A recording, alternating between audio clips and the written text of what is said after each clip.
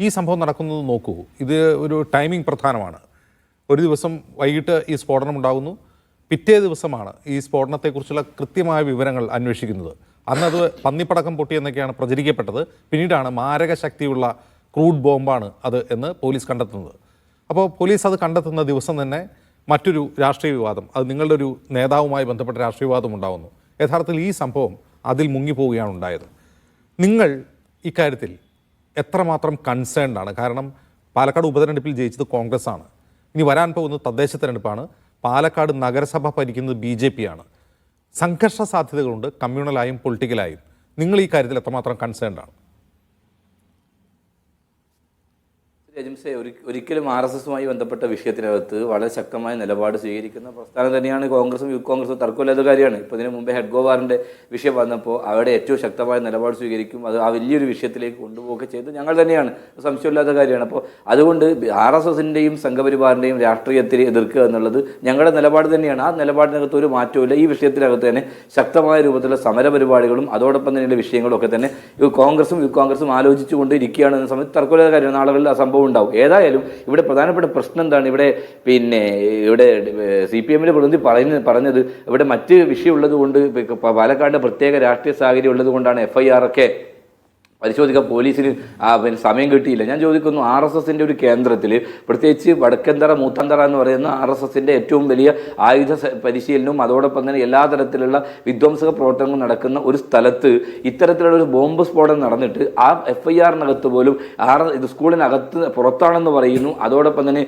ഈ പ്രധാനപ്പെട്ട ആളുകളെ, സ്കൂളിൻ്റെ അധികാരികളായ ആളുകളെല്ലാം RSSകാരാണ്. അതുമായി ബന്ധപ്പെട്ട PTAയുടെ ആളുകളെല്ലാം RSS ആണ്. പ്രത്യേകിച്ച് ആ മേഖലയിൽ അവർ മാത്രമാണ്. അവിടെയൊക്കെ പോയപ്പോൾ നമുക്കൊക്കെ അറിയാൻ സാധിക്കും, തെരഞ്ഞെടുപ്പ് ഘട്ടത്തിൽ പോലും സ്ഥാനാർത്ഥികൾക്ക് അല്ലെങ്കിൽ അവിടെ എതിർ സ്ഥാനാർത്ഥികളുടെ പ്രചരണം പോലും അനുവദിക്കാത്ത സ്ഥലമാണ്. അത്രയും RSSന് എനിക്ക് തോന്നുന്നു അവരുടെ ഏറ്റവും ശക്തിദുർഗം എന്ന് പറയുന്ന അവരുടെ വർഗീയ കോട്ടയാണ് ആ സ്ഥലത്ത് ഇത്രയും സംഭവം നടന്നിട്ട് എന്ത് നടപടിയാണ് പോലീസ് സ്വീകരിച്ചത് എന്നുള്ളതാണ്. ഇപ്പോൾ പോലീസ് സമയം കിട്ടിയിട്ടില്ല എന്നുള്ളതാണ്. എന്തുകൊണ്ടാണ് പോലീസ് സമയം കിട്ടാത്തത്? പോലീസിന് സമയം കിട്ടാത്തതല്ല, പിണറായി വിജയന്റെ ഉത്തരവ് കിട്ടിയിട്ടില്ല എന്നുള്ളതാണ്. അതാ ഞാൻ നേരത്തെ പറഞ്ഞത്. ഇവിടെ കേരളത്തിലെ ആഭ്യന്തര വകുപ്പിനെ നിയന്ത്രിക്കുന്നത് സംഘപരിവാറും RSSുമാണ്. അത് തന്നെയാണ്. അതിനിപ്പോൾ പുതിയ DGPയെ കൊണ്ടുവന്നു. ഞാൻ നേരത്തെ സൂചിപ്പിച്ചു, എന്താണ് DGP? കൂത്തുപറമ്പ് വെടിവെപ്പിന് ഉത്തരവിട്ട് അയാളെ കൊലക്കുറ്റത്തിന് കേസെടുക്കണമെന്ന് പറഞ്ഞ രവത ചന്ദ്രശേഖരനെ ഇന്ന് നരേന്ദ്രമോദിയുടെ സെക്യൂരിറ്റി ചീഫായി പ്രവർത്തിക്കുന്ന ആളെ കേരളത്തിനകത്ത് DGPയായി കൊണ്ടുവരുമ്പോൾ അതിനകത്ത് കൃത്യമായ ലക്ഷ്യമുണ്ട്. ആ ലക്ഷ്യമാണ് ഇവിടെ നടക്കുന്നത്. അതുകൊണ്ട് ആ DGP ഉള്ളിടത്തോളം കാലം പിണറായി വിജയൻ ഒരിക്കലും അനുമതി കൊടുക്കില്ല. അതുകൊണ്ട് തന്നെയാണ് RSSന്റെ ആൾക്കെതിരായി കേസെടുക്കാൻ ഇത്രയേറെ വൈകുന്നത് എന്നുള്ളതാണ്.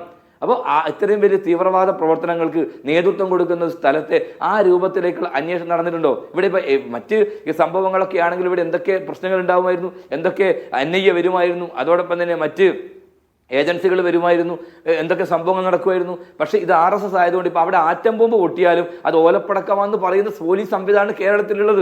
അതുകൊണ്ട് സ്വാഭാവികമായും ഇതൊക്കെ തന്നെ ഈ ഭരണത്തിനകത്ത് ഇതൊക്കെ നടക്കും. അതുകൊണ്ട് എല്ലാ തരത്തിലുള്ള ഇമ്മ്യൂണിറ്റിയും ഇവർ കൊടുത്തിട്ടുണ്ട് എന്നുള്ളത് വസ്തുതയാണ്. അതോടൊപ്പം ഒരു കാര്യം ചേർത്ത് പറയാനുള്ളത്, ഇപ്പോൾ ശ്രീ രാഹുൽ ഈശ്വർ ഇവിടെ പറഞ്ഞ പല കാര്യങ്ങളും, രാഹുൽ ഈശ്വർ പല ചർച്ചക്കകത്തും RSSനെ ഒരു ഭാഗത്ത് എതിർക്കുമെന്ന് പറയുമ്പോൾ പോലും അതിൻ്റെ വെള്ളപൂശാനുള്ള ഒരു ശ്രമങ്ങൾ നടത്തി ഗാന്ധി അതോടൊപ്പം തന്നെ അങ്ങനെ പറഞ്ഞ് സമീപ സ്ഥിരം ഏർപ്പാട് അദ്ദേഹം നടത്തുന്നുണ്ട്. യഥാർത്ഥത്തിൽ ഈ രാജ്യത്തിനകത്തെ ഈ ഗോൾവർക്കർ ആയാലും അതോടൊപ്പം തന്നെ ഈ പറയുന്ന എല്ലാവരും രാജ്യത്തെ ഭിന്നിപ്പിക്കാനും രാജ്യത്തെതിരായിട്ടുള്ള നിലപാട് സ്വീകരിച്ചവരാണ് എന്നുള്ളത് നമ്മളെ ബോധ്യപ്പെടുത്തിയിട്ടുണ്ട്. സ്വാതന്ത്ര്യ സമരത്തെ പോലും ഒറ്റുകൊടുക്കാനും ആ സ്വാതന്ത്ര്യ സമരം ഞാനിലേക്ക് കടന്നു പോകാൻ ആഗ്രഹിക്കുന്നില്ല.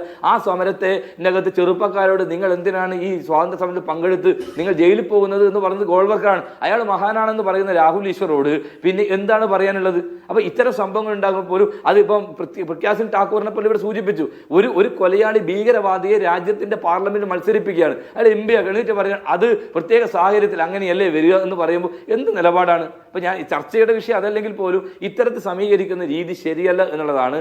അതോടൊപ്പം തന്നെ എനിക്ക് ഇവിടെ രാഹുലോട് ചൂണ്ടിക്കാട്ടുന്ന കാര്യം, കോൺഗ്രസ് കാലാകാലങ്ങളിൽ ഈ പറയുന്ന ഹിന്ദുത്വ ശക്തികളോട് കാണിച്ചിട്ടുള്ള സൗമനസ്യത്തെ കുറിച്ചാണ്. ശ്യാമപ്രസാദ് മുഖർജിയെ ക്യാബിനറ്റിൽ ഉൾപ്പെടുത്തിയത് നെഹ്റുവാണ്. RSSനെ ഏർപ്പെടുത്തിയ നിരോധനം എടുത്തു കളഞ്ഞ സർദാർ വല്ലഭായ് പട്ടേലാണ്. ഇതൊക്കെയാണ് രാഹുൽ പറയുന്നത്.